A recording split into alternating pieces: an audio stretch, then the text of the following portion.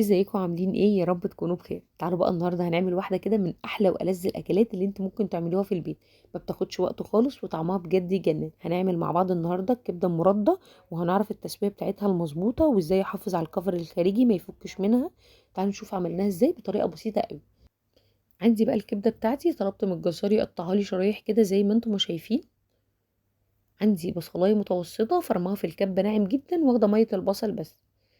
معلقه خل كبيره، عصير ليمونه كبيره، والتوابل بقى بتاعتي: ملح وفلفل، بصل بودر وتوم بودر وكمون وكزبره وسبع بهارات. من كل حاجه تقريبا نص معلقه صغيره. الكبده من الحاجات اللي ما بتحتاجش تقعد في التتبيله كتير، فانا هقلب الكبده بتاعتي في التوابل دي كويس جدا، واسيبها في التلاجة تقريبا حوالي نص ساعه مش اكتر من كده. هبدا بقى اغطيها، ونبدا بقى نحضر الكفر الخارجي مع بعض. اول حاجه انا عندي كوبايه من الرده، عليها نص كوبايه من الدقيق، والدقيق مهم جدا عشان هو ده اللي هيحافظ ان الكفر بتاعي ما يفكش مني من الكبده.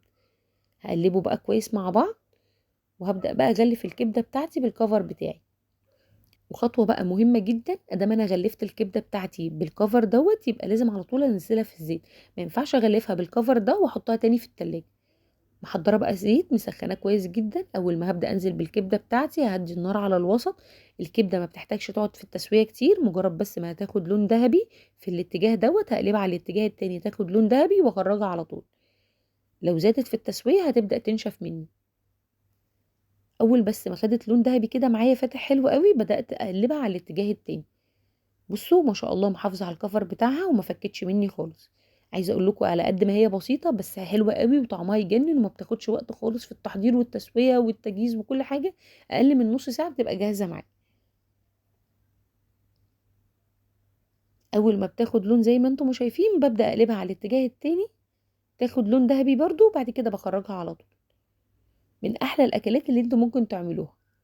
عايزه اقول لكم بسيطه قوي وطعمها يجنن. قدموها بقى مع شويه جرجير وشويه سلطه طحينه وبألف هنا. مستنيه طبعا ان انتوا تجربوها وتقولي رايكم فيها، وان شاء الله تعجبكم، وان شاء الله نتقابل فيديوهات تانية كتير.